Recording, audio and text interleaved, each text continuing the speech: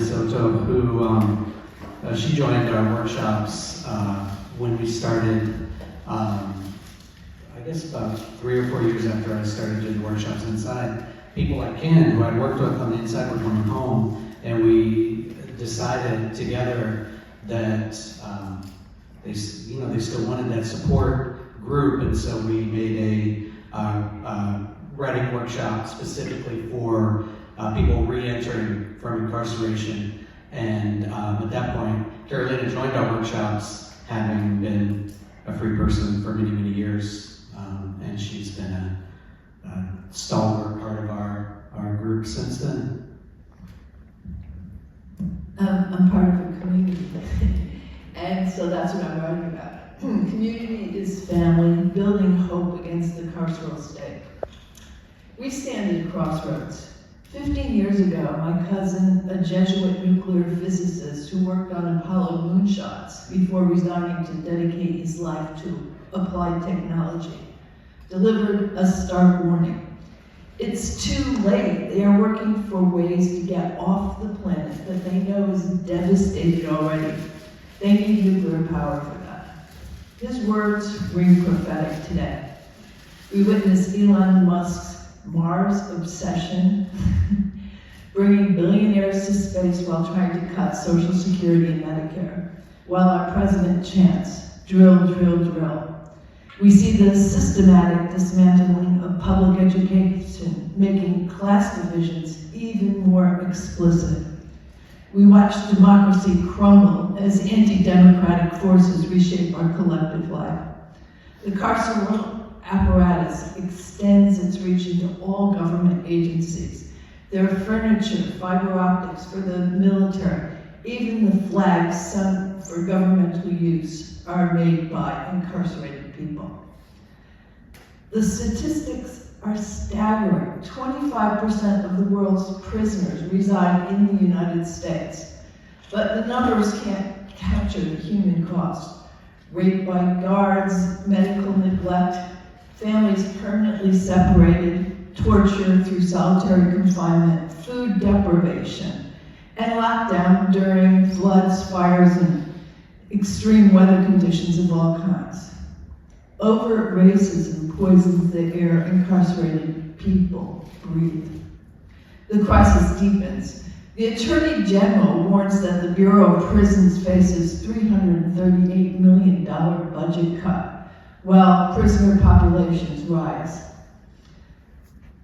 What will be their solution? Thinking historically, on the one hand, more solitary confinement, and on the other, automatic weapons at the barbed wire perimeter, concentration camp style. More private prisons with zero community oversight, taking another profit slice out of the shrinking budget. More deaths. Yet, against this darkness, hope persists. Unbelievably, we are still filled with hope. Hope and kindness, hope and generosity of spirit. Hope that can be built with a few kind, understanding words. Each and every community that welcomes formerly incarcerated people reduces recidivism and builds family and then community. A caring community makes one feel human again after being stripped of every human need, right, and privilege. Young people and unexpected segments of society, including some politicians at this point, now understand what we've been saying for decades. Writing workshops become beacons of hope for those inside and outside the system. Aided by libraries devoted to community, we're bringing this voice to a wider community. Community building has become a lost art. We seek connection through screens while avoiding eye contact with our neighbors. We mistake online petitions for meaningful action. Capitalism has atomized us into isolated consumer units. Our phones are proof. But real hope emerges only when we work shoulder to shoulder with like-minded people. In our recreation workshops, I learned that community requires listening, truly listening. When we give equal platform to every voice, When we open doors for those who have been holding back their most important truths, transformation happens. We discovered that effective community work isn't hierarchical, writing professor to student, but as a collective. Regular meetings, shared responsibility, collaborative decision-making. This worked beautifully when we had funding. Without it, the burden fell to one person breaking the collective model. Once again, we had to think not only of what we wanted and had started to think that we could in fact do, but of what the social and economic system could be made to permit. History shows us the way. In the 1960s and 70s, I'm an old person, mass movements shifted national consciousness. Leaders like Bayard Ruskin and Martin Luther King educated us in nonviolence. The SDS, whether underground Black Panthers, occupied campuses and communities, taught truth about war, inequality, and injustice. No one was untouched. The Black Lives Matter movement continues this legacy. Born in 2013 after Trayvon Martin's killer walked free, BLM extends far beyond protest. They've distributed $35 million to Black communities through their survival fund.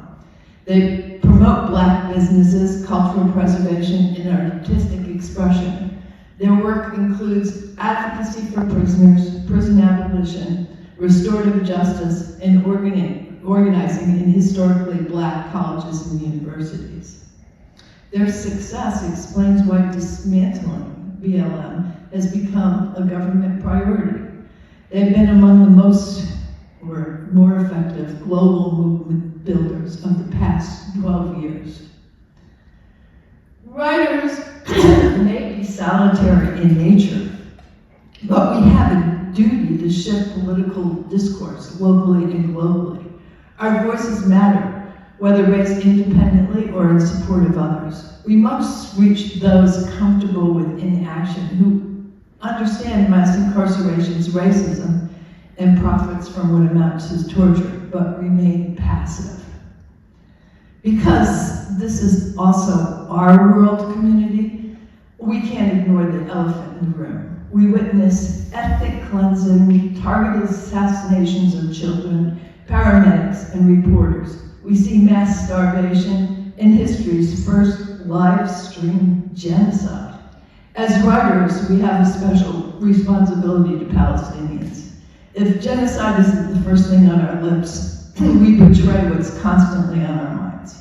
Both the Biden and Trump administrations are complicit in perpetuating and profiting from genocide. Congress members who gave standing ovations to Netanyahu, one of history's worst criminals, are genocide conspirators. The crimes of the perpetrators and genocide cheerleaders and apologists far exceed the offenses of all but a tiny number of the many millions who have been incarcerated in the United States. But I'm an abolitionist, so I don't want to focus on punishing these government officials. What I want is that they need to be stopped immediately. The choice is clear. We can follow those who've given up on all this, on this world, or we can build caring communities that sustain us all. We can accept the carceral state's expansion, or we can create alternatives rooted in wellness, education, restorative justice. Community is family. Family is hope. Hope is resistance. The future depends on which path we choose and whether we choose it together.